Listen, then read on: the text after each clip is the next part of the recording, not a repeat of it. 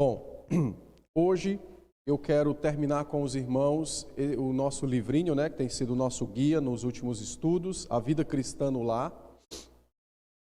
E eu quero trabalhar hoje com os irmãos sobre o assunto que é como é que um crente vive com um cônjuge descrente.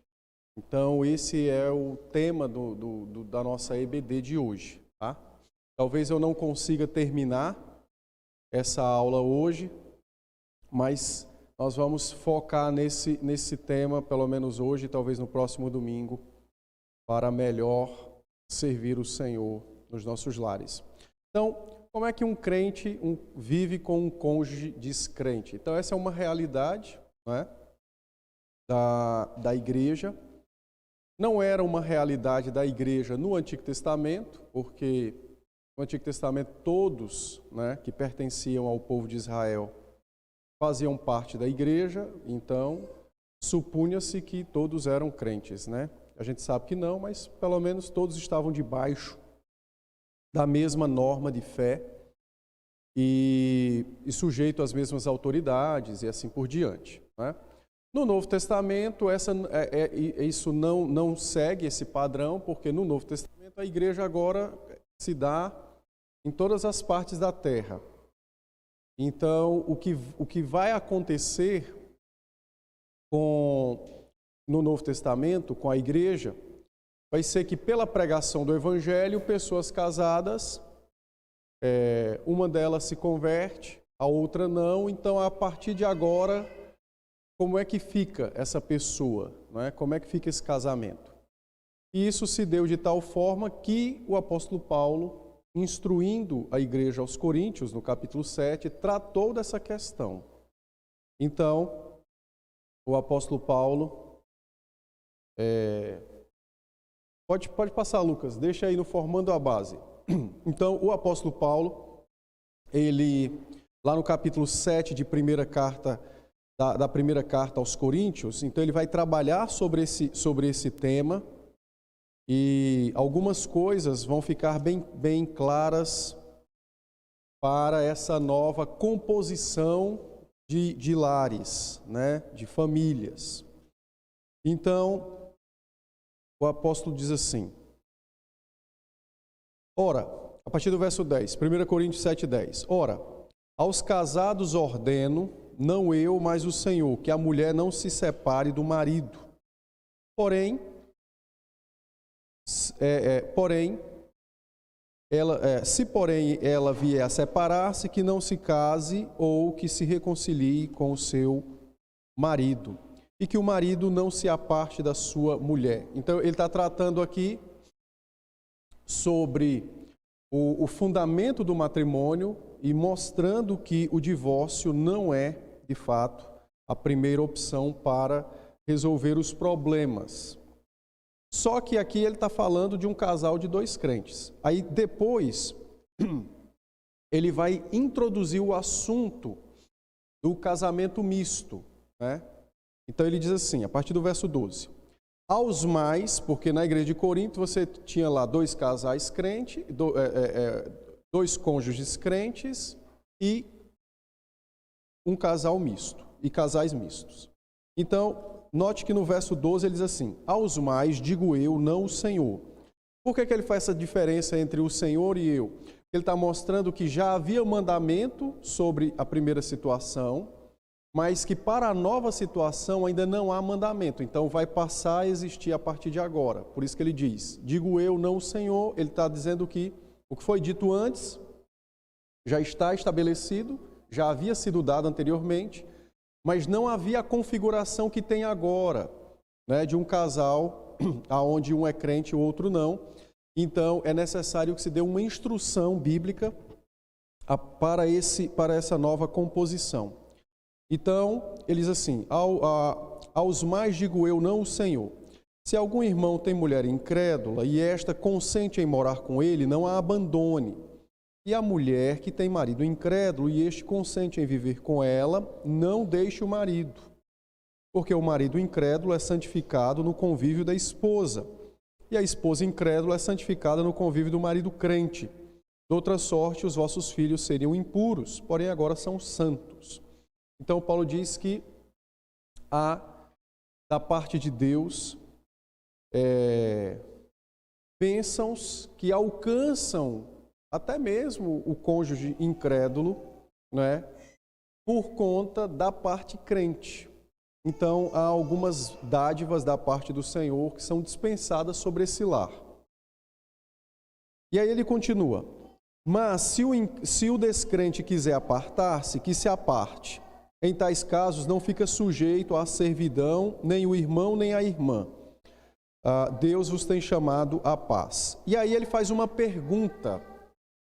Essa pergunta é a pergunta que vai nortear uma tomada de decisões. Então, ele diz assim, no verso 16: pois como sabes, ó mulher, se salvarás teu marido, ou como sabes, ó marido, se salvará tua mulher? Então, veja o seguinte, você tem agora na igreja casais, então os dois eram descrentes, na pregação um se converteu, o outro não. Então, e agora? Como é que eles vão viver a partir de agora? Então, o apóstolo diz o seguinte, olha, se a parte descrente quiser continuar com você, não abandone. Tá? Então, Paulo está dizendo o seguinte, quando vocês casaram, vocês eram incrédulos. Então agora, se a parte descrente quiser reclamar o divórcio, alegando que quando casou com você havia outra religião e agora você possui outra, então dê a ele o direito. Ou seja, se ele quiser ir embora ou ela quiser ir embora, deixe ir embora. Porém, se a parte descrente, depois da sua conversão, consentir em continuar com você, então não abandone. Não abandone. Ou seja, continue junto. Porém, Paulo no verso 16 traz uma pergunta que é exatamente a pergunta inquietadora, que é para formar a base para a tomada de decisões. Então ele diz assim, Deus vos tem chamado à paz, é o verso 15. Pois como sabes, ó mulher, salvará teu marido, ou como sabes, ó marido, salvará tua mulher? Então o que Paulo está querendo dizer é o seguinte, que tanto para aquele momento como para hoje, que nesse caso de um casal misto, a parte cristã não deve continuar com a parte incrédula na expectativa de que ele vai salvar o outro. Então preste atenção no que Paulo está dizendo. Então não fique com o outro na expectativa de que vai salvar o outro. Você só fica com o outro se o outro consentir em viver com você. Estão entendendo a diferença? Então, o homem se converteu, aí a mulher diz, eu não vou mais continuar com você porque sou adoradora do Deus Apolo e você agora é desse Jesus. Eu quero o divórcio. Então, o que ele está dizendo para esse homem é, olha, nesse caso, você deixa ela embora. Não queira, por exemplo, convencê-la, não, mas fique comigo e tal, porque Jesus é amigo de Apolo, na ilusão de que vai salvá-la. Ele está dizendo, não cultive ilusões, não fundamente o seu casamento em expectativas falsas. Estão entendendo o que ele está dizendo? Então, nesse caso, o que ele está dizendo é, a parte cristã mantém-se casada quando a parte descrente consente em continuar com ele, com o crente, mesmo sendo o crente agora uma pessoa que rompeu com a religião antiga e é de fato um servo do Senhor. E não em ficar com ele, ou seja, continuar casado com ele ou com ela, na ilusão de que vai salvar. Não, eu vou salvar aquela pessoa. E Paulo diz, como é que você sabe que você vai salvar ele ou ela? Estão entendendo? Então, o fundamento para a tomada da decisão não é a possibilidade de que o outro vai se salvar. O fundamento dessa decisão é, ele ou ela quer continuar com você, mesmo você crente? Quer. Então, continua. Entenderam? Entenderam, né? Muito bem. Bom, e aí ele vem descrevendo, ele vai fundamentar a sua o seu entendimento. Então ele vai falar aqui, porque assim que eu ordeno as igrejas, cada um foi chamado de um jeito, e ele vem falando e tal. Depois ele encerra esse assunto sobre os casais mistos. Vem para o caso de solteiros. Havia algum problema em Corinto, nós não sabemos muito bem o que é. E é por isso que Paulo vai aconselhar que alguns jovens não casem naquele momento, por conta de alguma dificuldade que havia ali, talvez alguma perseguição, algo desse tipo. Mas no verso de número 39, desse mesmo capítulo, quando ele trata sobre as viúvas, né, ou que é a mesma lei que se aplica aos casais mistos, mas se houver divórcio, então ele diz, mas a mulher está ligada ao marido enquanto vive, não é? Contudo, se falecer o marido, fica livre para casar com quem quiser, mas somente no Senhor. Então ele estabelece agora um fundamento, dizendo que não é permitido o casamento fora da fé cristã. Então, você tem um caso, você tem um problema que não tinha no Antigo Testamento, tem no Novo agora, casais mistos, as pessoas que um dos dois, né, foi alcançado pelo Evangelho depois de casado. Então, como é que lida com isso? Paulo dá as diretrizes aqui, tá bom? Bom, então, lembrando que a Bíblia não permite o casamento misto, né? Crentes com descrentes. Então, isso eu nem vou tocar no assunto, porque nós já tratamos disso em outros momentos. Então, não há uma permissão bíblica para isso, mas há uma instrução bíblica para o conforto daqueles que têm cônjuges descrentes, porque se converteram pós-casamento. Ok? Entendidos? Sem dúvidas, né? Então vamos lá. Muito bem, segura aí, Luca. Então, vamos formar a base aqui.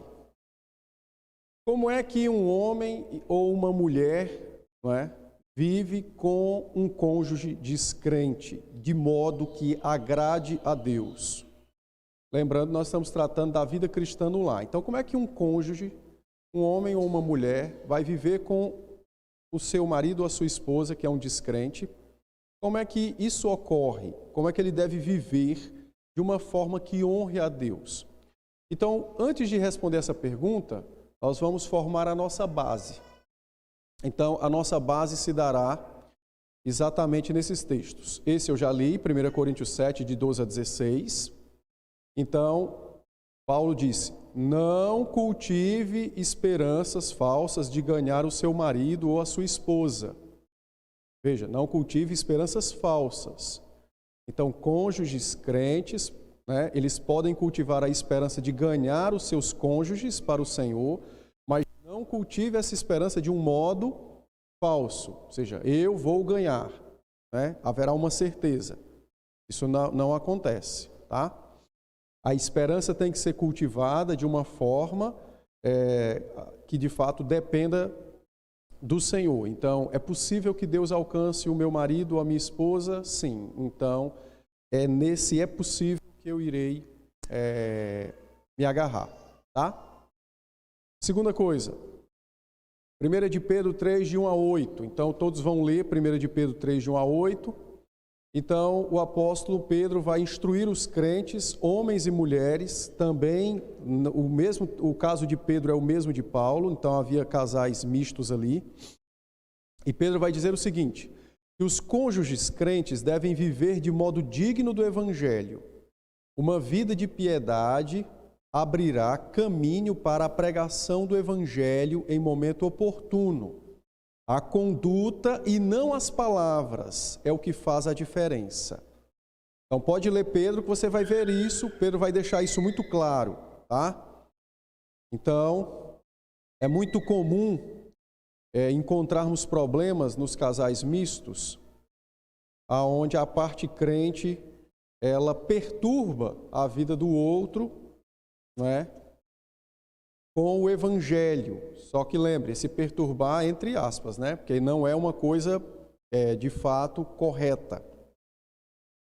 Então já há um incômodo. Eu vou tratar disso mais à frente. Então Pedro vai dizer o seguinte, olha, sabe o que é que vai fazer a diferença na vida do seu cônjuge incrédulo? É exatamente a percepção de que o evangelho mudou você. Sabe o que é que vai mostrar Cristo para o seu cônjuge incrédulo? É exatamente quando ele perceber a própria pessoa de Cristo na sua vida, nas suas ações, nas suas palavras, no seu modo de viver. É a sua piedade que vai, de fato, abrir o caminho para que as palavras, que é a pregação, chegue ao coração dele. Então, Pedro orienta tanto as mulheres quanto aos homens. Verso 7, Pedro trata dos homens, que tem mulher, esposa incrédula. E ele finaliza essa sessão, ele vai finalizar no verso 12, mas eu vou só até o 8 aqui. E ele conclui a sua instrução no verso 8, dizendo assim, finalmente, sede todos de igual ânimo, compadecidos, fraternalmente amigos, misericordiosos e humildes. Então ele diz, tanto homem quanto mulher, para com o seu cônjuge incrédulo, então tenha um ânimo igual, não seja o divisor, né? Aquele que vai dividir as coisas, não queira ser você o bonzão na sua casa, né? Porque isso vai estar fundamentado no orgulho, né? Compadeça-se, seja um amigo fraterno, haja com misericórdia, tenha humildade. Então, ele vai instruir dizendo que o que fará diferença na vida de um incrédulo não é as palavras, mas a vida. Tá? E Mateus 7, de 3 a 5, esse texto é um texto muito esquecido, né? Não só por casais mistos, mas esse é um dos textos mais esquecidos na vida conjugal, né? Para quem não lembra desse texto, o Senhor Jesus está proibindo o julgamento precipitado e o julgamento hipócrita. Tá? Mateus 7, 3 a 5. Então Jesus disse assim, ó, você quer tirar o cisco que está no olho do outro? Quero. Então tira primeiro essa trave, essa viga que está no teu olho. Então Jesus está ensinando que não se deve fazer nem julgamento precipitado, nem hipócrita. Então tira primeiro a trave que está no teu olho, e aí você vai ver o cisquinho que está no olho do outro. E então, no casamento, isso é muito comum, não é? O ignorar desse texto. E no casamento misto, muitos da parte cristã, por se julgar, por serem cristãos, então eles não se examinam, só conseguem ver o cisco no olho do marido ou da esposa incrédula. Então, é uma vida de eterno julgamento, é como se fossem polícias, né? E aí, de fato, não constroem um relacionamento que seja possível pregar o evangelho dentro de casa. Então, cônjuges. Então, Mateus 7, 3 a 5, lembre-se, cônjuges que praticam o autoexame, ou seja, tiram a trave de seus olhos continuamente, entregam o melhor testemunho de vida cristã e possuem mais autoridade para consolar e aconselhar. Então, se você não tem interesse em tirar a trave do seu olho, vai ficar difícil você tirar o cisco do olho do seu marido ou da sua esposa incrédula. E o contrário disso aqui também é verdadeiro. A hipocrisia, alguém já disse, você quer conhecer um hipócrita? Quero. Visite a casa dele. Porque o hipócrita, ele vai se encobrir e se fantasiar e se esconder em todos os cantos do mundo e da vida. Mas ele nunca vai poder se esconder plenamente em sua casa. Então, quer conhecer um hipócrita? Viva com ele. Você vai conhecer ele, é só ir para a casa dele. Então, praticar o autoexame, de tirar a trave do nosso olho, ou seja, a humildade para reconhecer nossos pecados, pedido de perdão e etc., o desejo de mudança de vida. isso fará com que nós possibilitemos um bom testemunho, entreguemos um bom testemunho de vida cristã nos nossos lares e nós teremos maior autoridade para consolar e aconselhar os nossos cônjuges, tanto cristãos quanto não cristãos, mas o foco do nosso estudo é não cristãos, então você terá mais autoridade para falar do Evangelho com o seu esposo ou a sua esposa não cristã. Pode ir, Luca. Dúvidas? Diga, seu Jaime. Espera aí, seu Jaime, segura aí que o diácono vai trazer o microfone aí. Não, então deixa. O seu Jaime tem licença. Pela idade já ganhou a licença. Boa pergunta, seu Jaime. Sim, porque a palavra incrédulo que está nesse texto, ela vai encontrar, em 2 Coríntios 6, Paulo vai explicar o que é esse incrédulo. Na verdade, ele não explica o que é o incrédulo, ele traz tipo um acréscimo.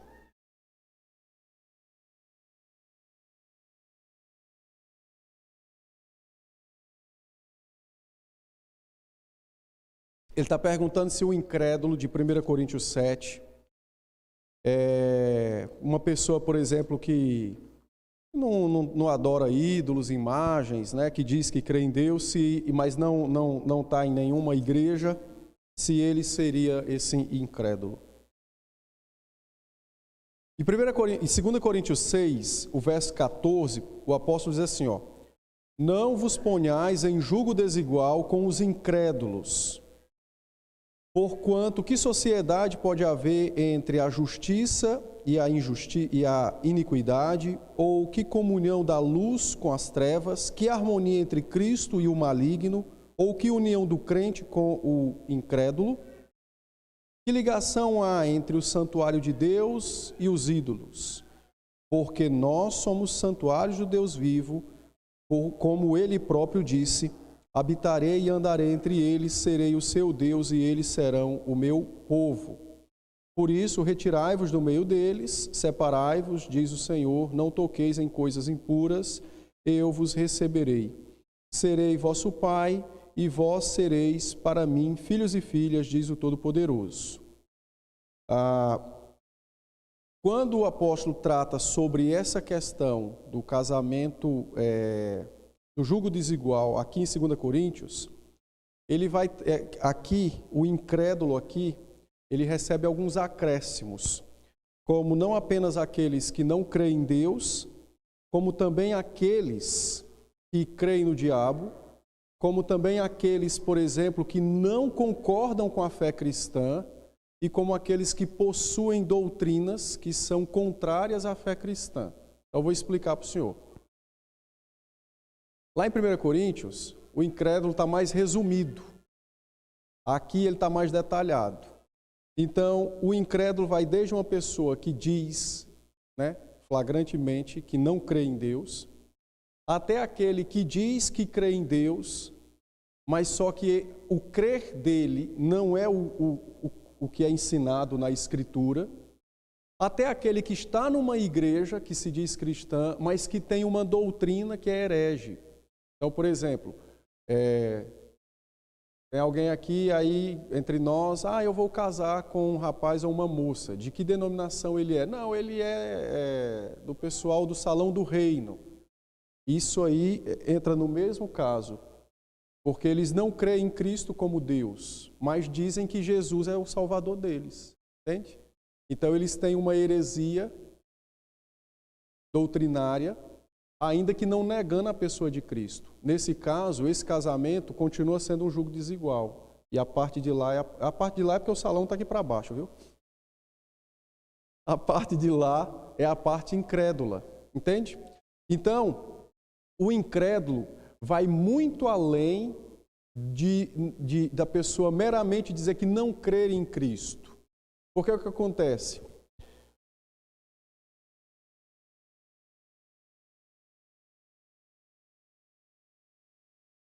É incrédulo, exato. Então,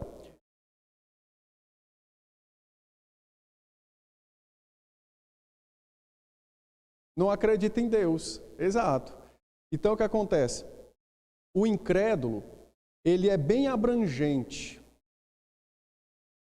Você pode ter, por exemplo, uma pessoa dentro da nossa própria igreja e no dia de casar, né, na véspera de casar, o noivo ou a noiva pergunta, né, olha, e sobre tal assunto, você crê como? Se ele crê contrário àquilo que é ensinado na Escritura, ele tem que ser declarado incrédulo. E quem faz isso é o conselho da igreja. Quando a gente julga um caso de adultério, deveria ser assim, né? É porque dá trabalho, mas deveria ser assim. Mas eu também nunca peguei isso, né? Mas deveria ser assim. Quando você julga um caso de adultério, então, julgando o caso do adultério, eu estou colocando adultério já de duas pessoas casadas e que são membros da igreja. Quando você julga o caso de adultério, o conselho tem que declarar qual é a parte fiel e a parte infiel. Se for uma coisa grave e tal, e então alguém quer se separar. Então nós temos que julgar a situação e declarar qual é a parte fiel e a parte infiel. Aí veja, eu vou contar um caso que aconteceu. Eu não participei da reunião do caso, mas o caso. O marido adulterou, e então, quando o conselho foi julgar a questão, descobriu-se que a esposa negava sexo a ele há uns 10 anos. Então, ele ficou casado 10 anos com ela, mas sem a relação sexual. Beleza. Então, aprofundando a conversa, então o conselho foi examinar a questão e perguntar à irmã para ver o que é que havia. Se era uma questão, um problema de doença ou algo do tipo. E descobriu-se então que não era uma doença, não era problema físico, não era nada. Ela tinha um resquício ainda de problemas do passado e havia então decidido que não auxiliaria o seu marido nessa questão. Aí aprofundando, aqui eu estou contando por alto, tá? Não posso contar os detalhes. Aprofundando a questão, a decisão dessa irmã de seguir esse tipo de linha estava fundamentada numa crença. E essa crença, ou seja, era uma doutrina, um ensino, era contrário à Escritura. Então, nesse caso, o conselho tem que declarar quem culpado? Não. Examinem o que eu estou dizendo. O conselho tem que declarar quem culpado? A mulher. Porque ele, de fato, transgrediu a aliança. Ele quebrou a aliança. Aí, o caso dele é outra parte. Então, a gente tem que... Aí, o caso dele, o conselho foi examinar por que ele demorou tanto a trazer à tona ao conselho o problema. Mas aí é outra questão. Mas percebeu-se que a razão do pecado, porque a Bíblia proíbe a ausência do sexo no matrimônio. Preste atenção, a Bíblia proíbe a ausência do sexo no matrimônio e proíbe o sexo antes dele. Então, a ausência do sexo quebra um princípio, quebra uma ordem bíblica, quebra um mandamento. Isso não está dizendo que o irmão lá tem o direito de adulterar. Mas você tem que entender que o pecado de alguém causou uma sequela em outra pessoa que o levou a isso. Ele vai responder pelo pecado dele diante de Deus? Vai. Mas durante todos esses 10 anos, quem estava agindo de forma incrédula? É isso que eu quero colocar.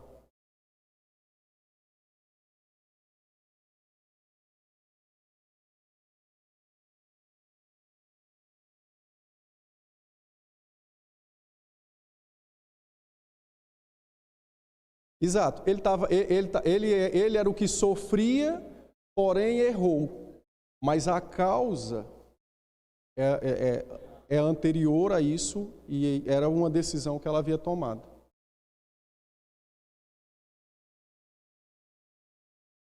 Tá, só que aí, isso é um pecado de negligência. Então, ele foi negligente em não ter trazido ao conselho o mais rápido possível quando percebeu o problema. Então, isso é a negligência. Só que não há um fundamento de incredulidade na negligência. Havia um fundamento de incredulidade na decisão que ela havia tomado. Entendeu? Então aqui nós estamos julgando questão de incredulidade. Estão entendendo, né? Não concorda? Não.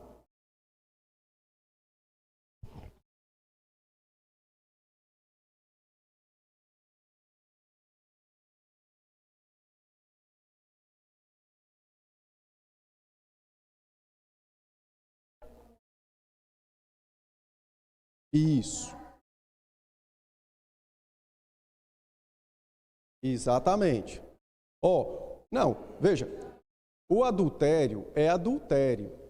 O irmão pecou, pecou. O conselho tem que discipliná-lo por isso. Mas a questão não é apenas isso. A questão é, nesse tipo de caso, quem agiu de forma incrédula? Porque ninguém passa 10 anos sem querer ter sexo com outra à toa.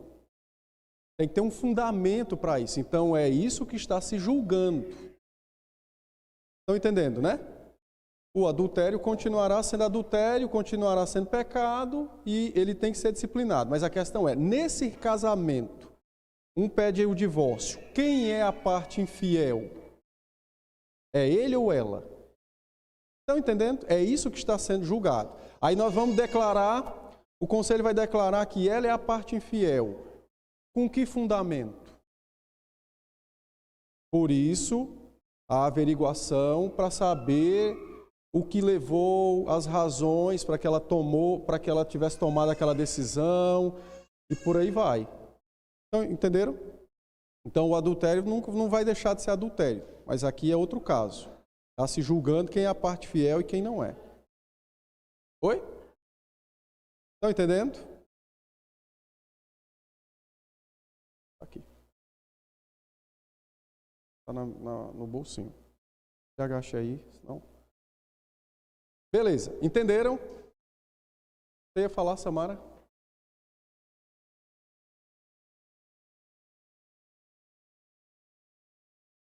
Então, além do caso em si, do seu adultério, ele agiu negligentemente. Então, nesse caso, tanto ele tem que ser disciplinado pelo adultério, como ele tem que ser acompanhado para corrigir a postura errada dele.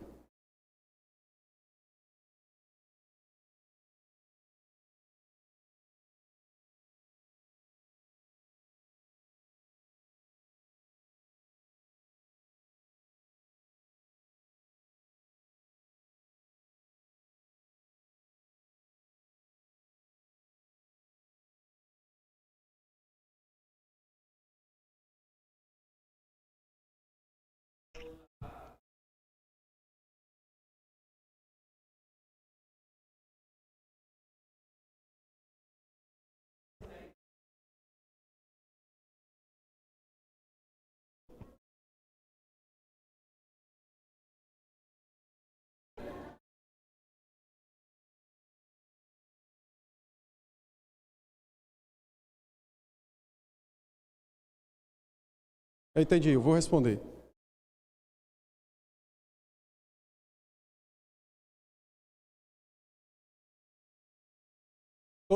Tudo.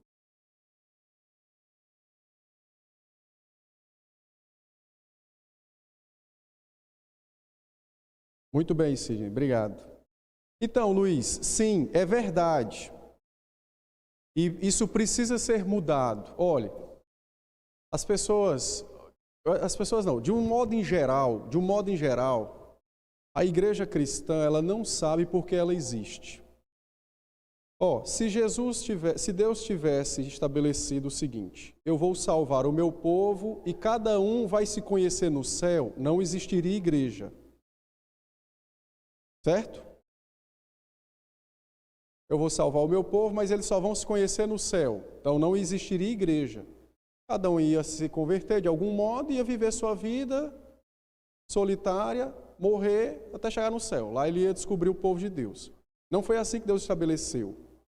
Deus estabeleceu que ele ia salvar o seu povo e que o seu povo viveria junto já na terra. aí começa a ter a igreja.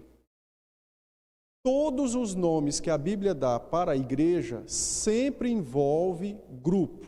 É um corpo que tem muitos membros, é um povo que tem muita gente, é uma esposa que tem um marido, no caso, falando da igreja como a esposa e de Deus como seu esposo. Então, a vida solitária, ela não é do evangelho, ela é do mundo. Essa ideia de meus problemas são meus e ninguém toca neles, isso não é do evangelho, isso é do diabo. Então, se nós não aprendermos a confiar uns nos outros para nos socorrermos, se prepare para amargar as piores dores deste mundo. E sozinho. Só que todas as ferramentas, tudo que é necessário para nosso socorro e mútuo auxílio já nos foi dado por Deus, na sua palavra e na igreja. Já nos foi dado. Então, a nossa decisão é ignorar essa questão de cultura ou machismo ou qualquer coisa do tipo e colocar acima de tudo a nossa vida do Evangelho, a partir do Evangelho. Não é vergonha trazer nossos problemas. O que não pode acontecer, e é o que acontece. O que é certo não acontece, e o que é errado é o que acontece. O certo não acontece, que seria procurar conselhos, procurar os pastores, o conselho para dar direção, um crente mais velho para pedir uma orientação. Raramente acontece. O que é que acontece com frequência? Fofoca, maledicência. Quando a mulher fala mal do marido, ela está quebrando o 9º mandamento, isso é maledicência. E quando o marido fala mal da mulher, mesma coisa. Mesma coisa. Isso quebra o 9º mandamento, maledicência. Tá? Esses dois pecados, a fofoca e da maledicência, são os mais comuns da igreja, é igual poeira. Então, não deveria existir essas coisas. O que é que deveria existir? Auxílio, conselho, confiança. Mas uma vez eu contei um problema e o pastor, o presbítero, contou para os outros. É verdade, isso acontece. Então, corrige quem deu com a língua nos dentes, mas cumpre o que Deus falou. Porque se fosse assim, nenhum de nós estaríamos aqui. Todos nós erramos. Então, Deus não joga a água e a criança fora no primeiro erro. Ele joga a água fora e continua com a criança. Então, assim nós devemos proceder. A colocação do Luiz é importante. Nós vamos abandonar o nosso orgulho e começar a olhar mais para o céu, para a nossa vida com o Senhor, para a nossa vida como corpo que já somos da pessoa de Cristo. Tá?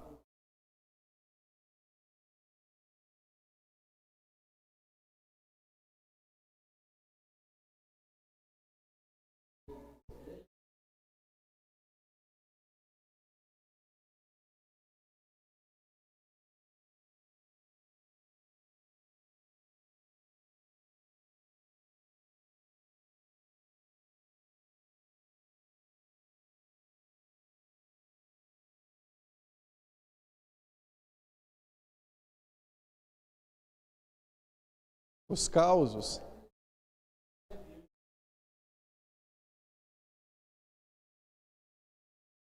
Mais ou menos. O que acontece? As reuniões, para às vezes conversar, bater um papinho, ela é importante.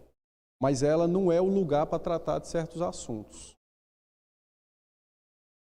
Certos assuntos precisam ser tratados de uma forma mais reservada. Porque acontece, por exemplo, vamos pegar o caso que eu contei aqui. Aí nós temos o estudo dos homens a cada quinzena aqui na igreja, 3 horas da tarde. De repente esse irmão chega assim, pessoal, está aqui 15 homens. Geralmente nós estamos com essa média. Então, pessoal, eu quero compartilhar um prova com vocês. Pode falar e tal. Tem 10 anos que eu não tenho relação sexual com a minha esposa. O que é que esses homens vão dizer para esse irmão que está passando?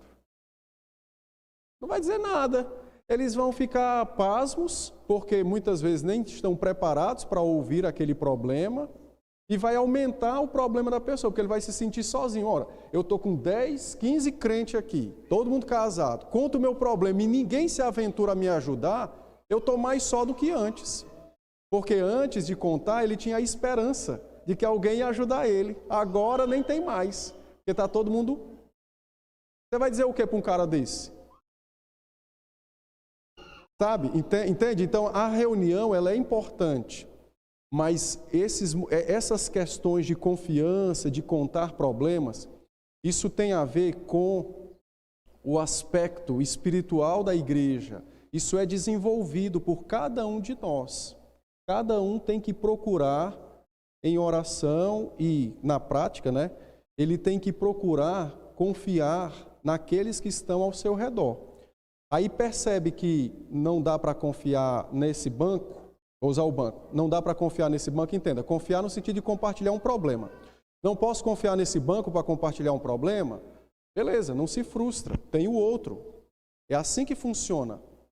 É um corpo. Porque você tem na igreja pessoas mais novas, pessoas mais velhas, mais maduras, menos maduras. Mais maduras para uma coisa, menos madura para outra coisa. Então, à medida que nós vamos criando vínculos, relacionamento, você vai sentindo. Olha, com tal assunto eu posso falar com fulano, mas com tal assunto talvez cicrano seja melhor. É assim que vai criando essa cultura de apoio, né, de mútuo auxílio. Mas as reuniões para tomar um cafezinho é importante.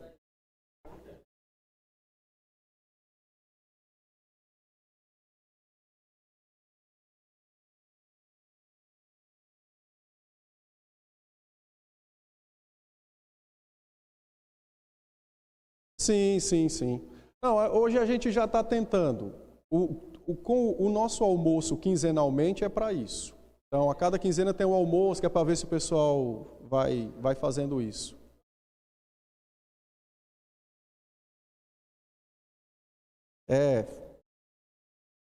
Mas é mesmo.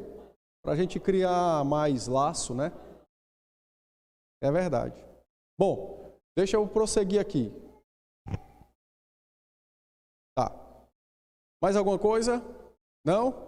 Vamos lá. Vai lá. Então, segura aí. Volta aí, Lucas. Deixa só o que não fazer. Então, veja, nós já estabelecemos a base. A base, logicamente que eu peguei 3 textos de forma geral, mas os 3 textos vão formar a nossa base. Primeiro, não alimentar expectativas falsas e também não alimentar a ideia de que não tem jeito. Não. Deus pode salvar o meu cônjuge, então eu vou depender do Senhor e viver, né, como instrumento para que isso aconteça. Segundo, vida de piedade. Não adianta falar do Evangelho e ser um crente fajuto em casa, né? Terceiro,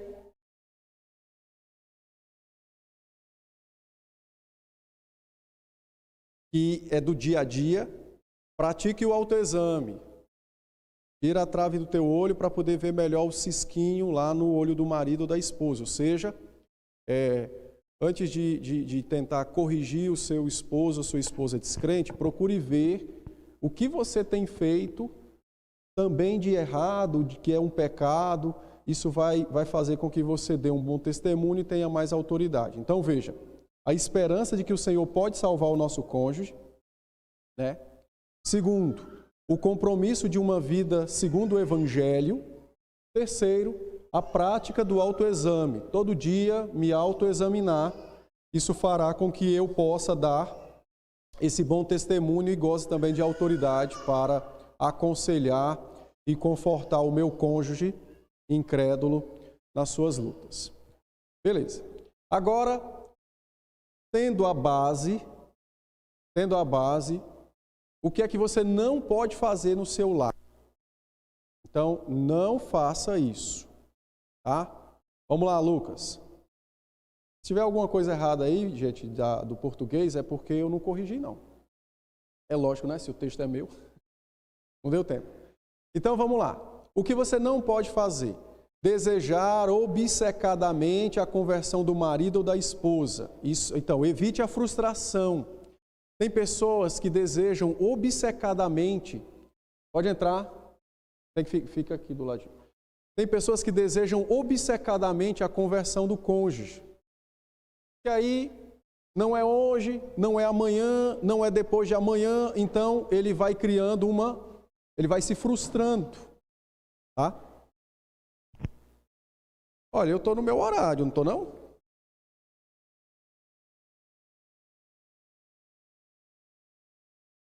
Ah, é porque o meu está atrasado. Eu já atrasei 5 minutos propositadamente. Então, evite a frustração. Deseje sabiamente pela conversão do seu cônjuge, mas não faça isso de uma forma obcecada. Isso vai te adoecer. Segundo, rapidinho, Lucas. Vai lá. Segundo, esquecer que ele ou ela é pecador e que, portanto, não darão importância à palavra de Deus. Ou seja, evite confundir o amor conjugal com o amor à alma. Evite diluir o evangelho para agradar cônjuges ou familiares. Então, não faça isso, não esqueça, o seu marido ou a sua esposa, ele é um pecador. E como pecador, segundo a Escritura, ele está morto em delitos e pecados. Segundo a Escritura, o seu cônjuge está em inimizade com Deus. Segundo as Escrituras, ele não ouve o Evangelho. Então, não confunda o amor conjugal com o amor à alma dele. Isso aqui é um dos maiores e dos mais recorrentes problemas em casais mistos. Eu já tive que aconselhar uma senhora que estava com esse problema. Ela dava um péssimo testemunho em casa, e quando eu arguí sobre o péssimo testemunho, foi que eu percebi que ela havia confundido o amor conjugal com o amor à alma dele. Ela queria de fato tanto a conversão dele que ela estava diluindo, pervertendo o evangelho a fim de agradar, achando que isso faria com que ele aceitasse o evangelho. Então, na verdade, à medida que ela diluía o evangelho, ela se tornava uma pedra de tropeço, mas só que ela não percebia. Isso aí é o que nós chamamos efeito bumerangue do pecado. Você atira o bumerangue e depois ele volta e te fere.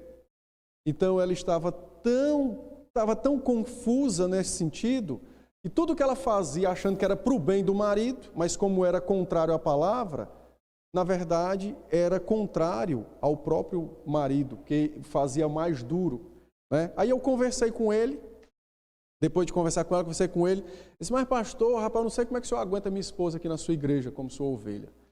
Opa, aí ligou o alertinha e tal, mas por quê? Aí ele foi contar.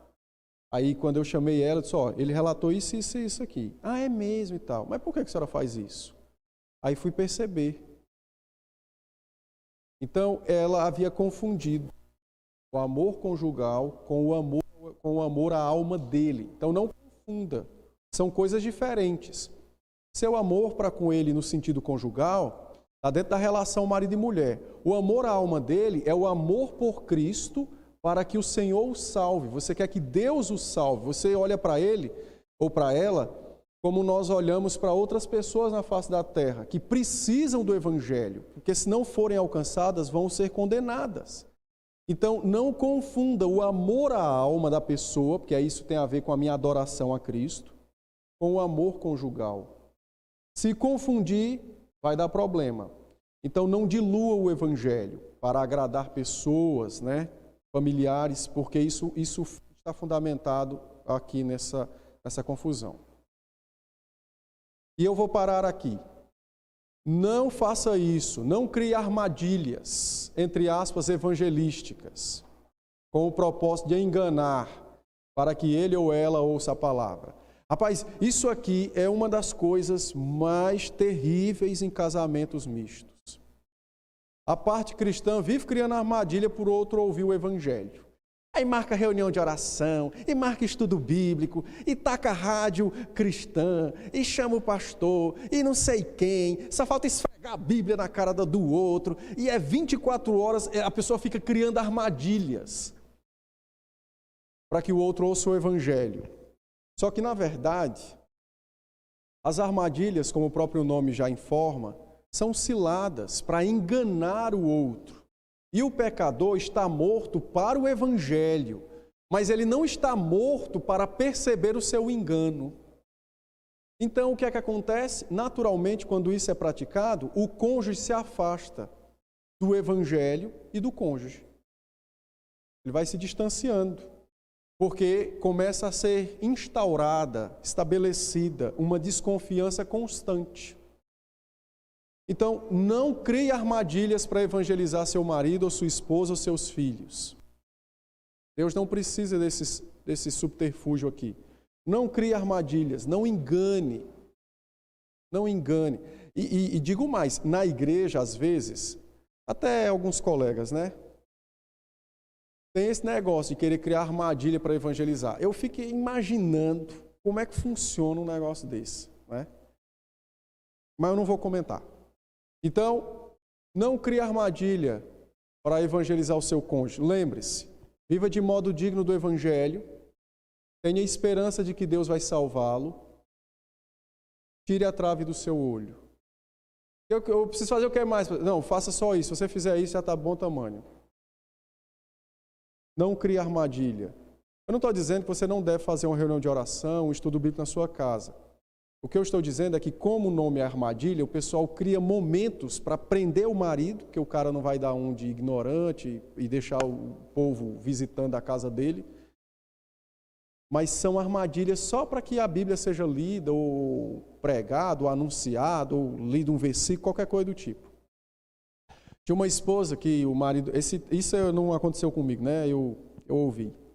A mulher ligava o rádio, numa rádio evangélica, aí quando o marido chegava do trabalho, ela tacava o som alto, nas alturas. Aí, um dia, tá bom, 2, tá bom, 3, começa a azedar. Então, o que é que começou a criar no coração do marido? Ele disse, rapaz, eu só consigo ter paz quando eu estou fora de casa. Eu chego em casa, toca lá o rádio lá e pá, pregação e louvor e cura. Só falta o Espírito Santo vir pelo rádio e tocar no cara. Assim. Não é não, Pedro? Aí o cara dizendo, o marido dizendo, rapaz, eu só encontro sossego quando eu estou fora de casa. Ou seja, começou a se afastar da mulher.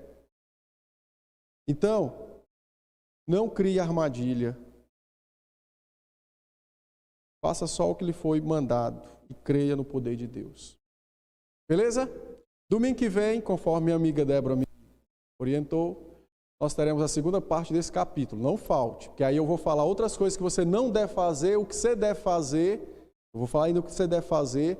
E no final eu vou dar uma listinha lá, uma tarefinha que é uma tarefinha de avaliação.